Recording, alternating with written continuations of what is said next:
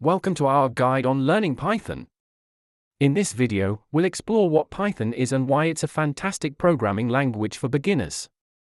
First, let's set up your environment.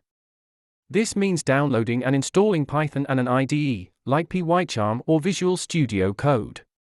Now, we'll go over the basic syntax of Python. Understanding variables, data types, and operators is essential.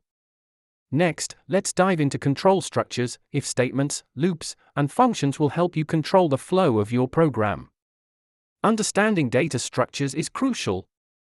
We'll introduce lists, dictionaries, tuples, and sets.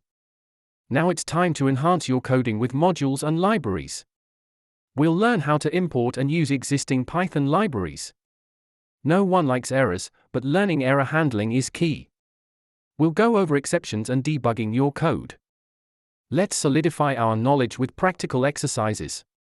Working on small projects will reinforce what you've learned. Don't stop here.